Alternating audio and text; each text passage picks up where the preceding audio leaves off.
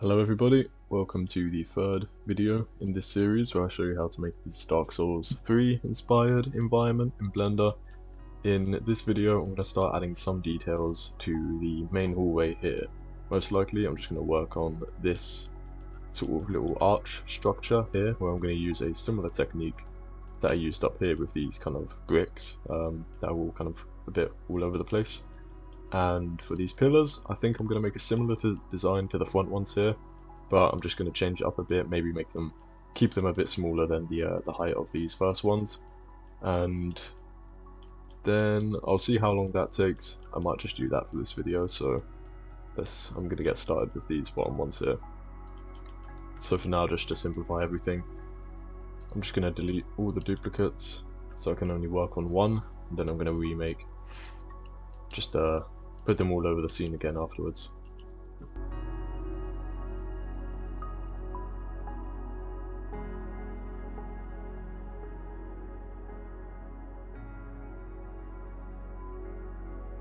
So once again, I'm going to do a very similar thing here that I did with the bricks up this way. And the way I'm going to do that is by selecting these two faces here. I'm going to click I to inset and B to set the boundary mode off.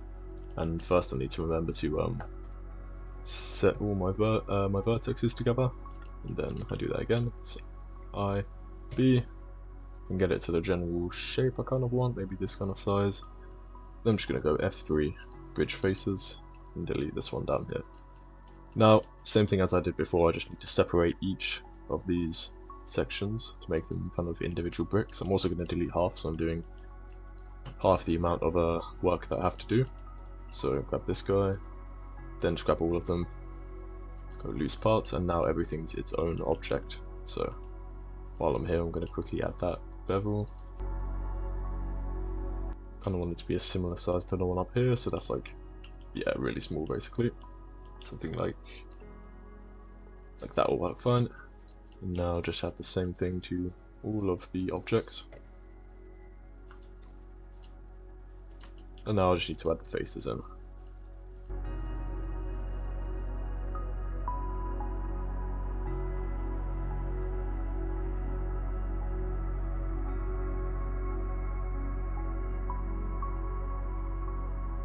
Okay, so that gives us this kind of look, and I also want to make a few more cuts at the bottom here, so I'm just going to go maybe 5 I think is enough. It's a nice even amount, and then we can just again separate everything.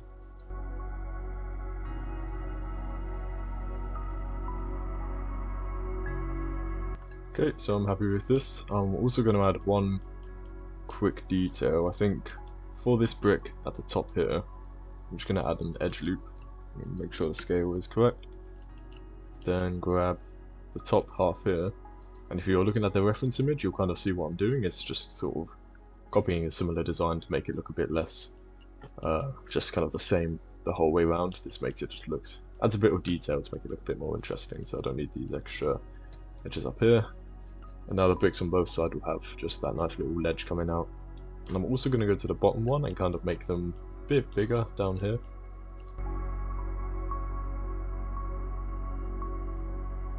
Something just like that, and remember to apply the scale. And now I also have to go back and kind of set the origin back to the original position. And then our mirror works the way it's supposed to. So now we've made the little normal kind of arch a bit more interesting looking, and I'm also just going to pull the whole thing up so it kind of matches with this bottom brick here. And now I'm going to do the same thing that I did up here with these bricks. So if I grab all of them, I'm also going to apply everything while I'm here.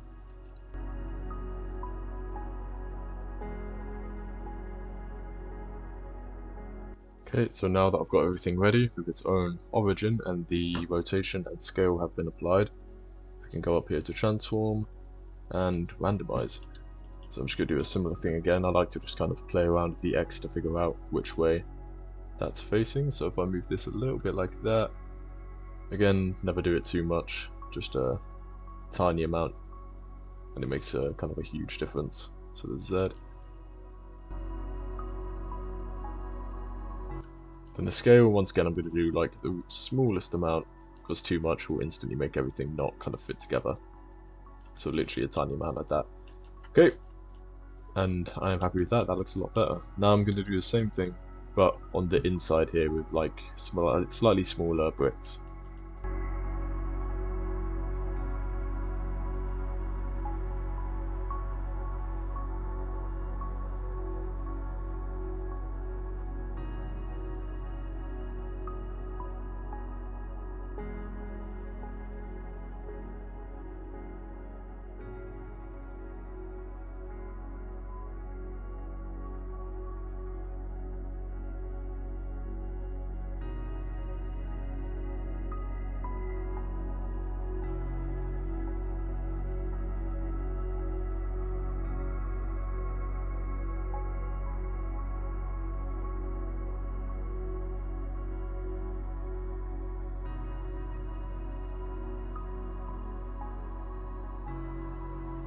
Okay, so now that I'm here, I'm just going to quickly do some extra kind of details, similar to like this ledge and the bigger brick at the bottom here, so maybe on this one.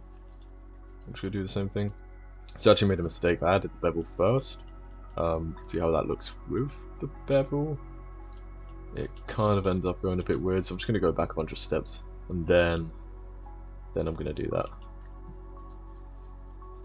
So I've actually gone too far back, so I'm going to redo the whole thing. Shouldn't take too long. But yeah, just in case. It's always better to apply any kind of modifiers later, as late as possible, so it's a bit more non-destructive.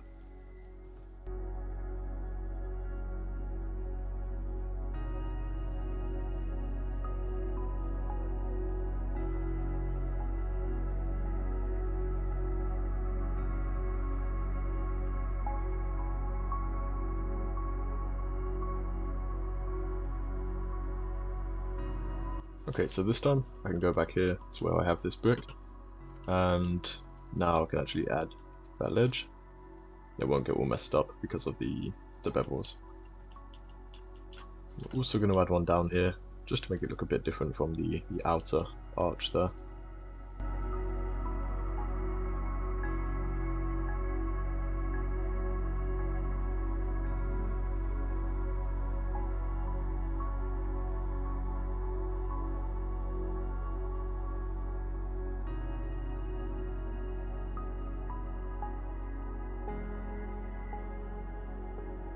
Okay, now that I've got that bit ready, I can grab everything and set my scale and rotation. And then I'm going to do the exact same thing up here, randomize, transform. And this time it's a little bit too messed up, so I'm going to go through and just kind of decrease it a little bit.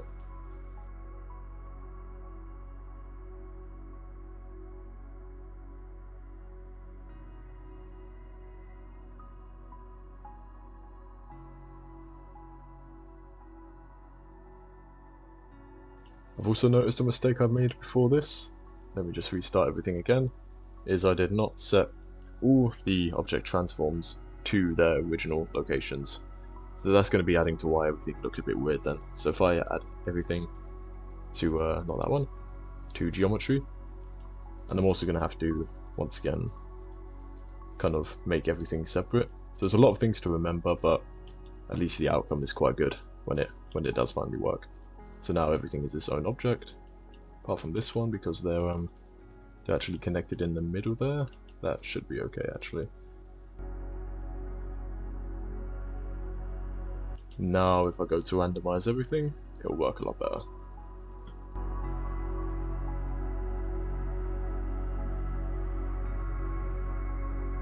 Okay, cool. I'm happy with that. That looks like a nice amount of detail.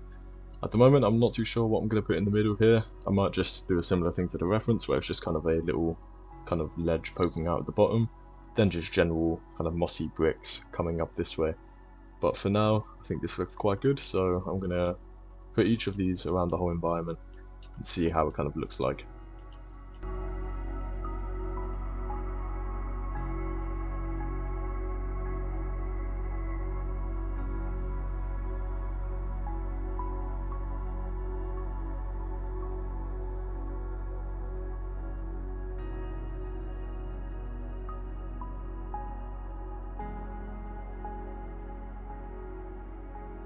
Okay, I think that looks quite cool.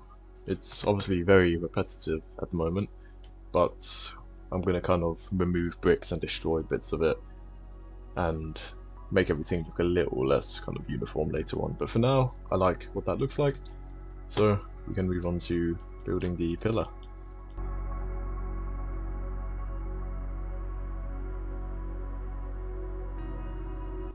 Now for this pillar, again, I'm just going to be looking at the reference that I have of the Dark Souls 3 kind of hallway, and try and kind of build it off of that because I quite like that design.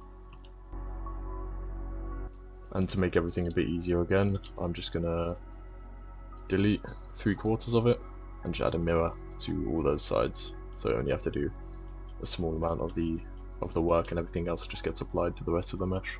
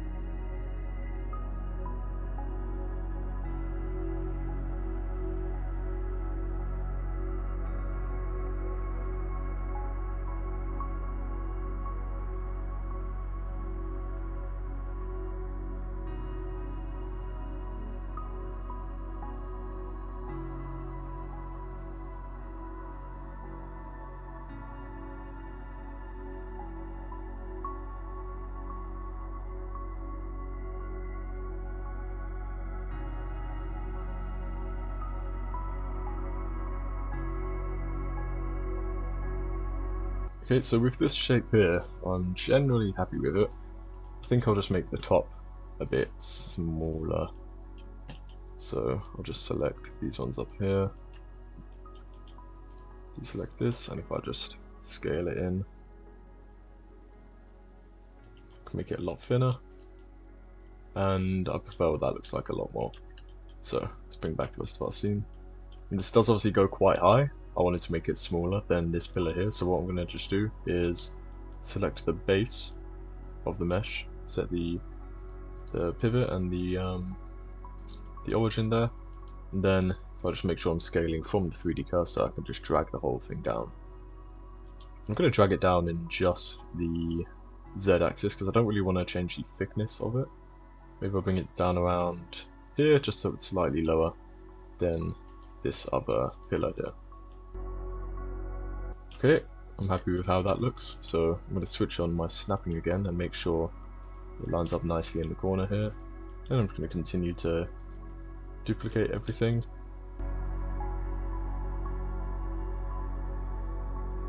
And then we get this kind of look.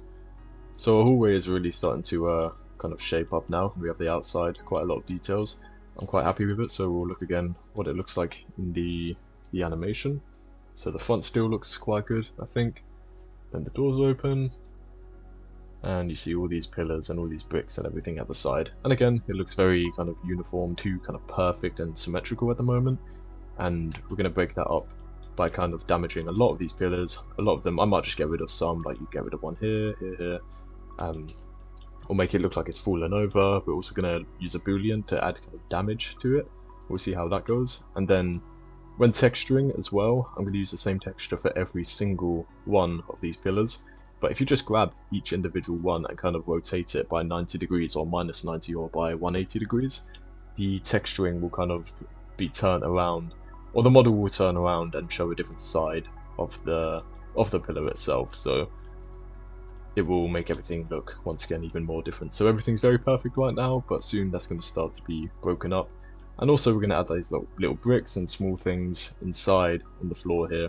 And again, with all the vines and everything, it will make it all look much, much, much less symmetrical, which will look a lot more natural. So I think that's going to be it for the third video. I hope you learned something, and yeah, I'll see you next time.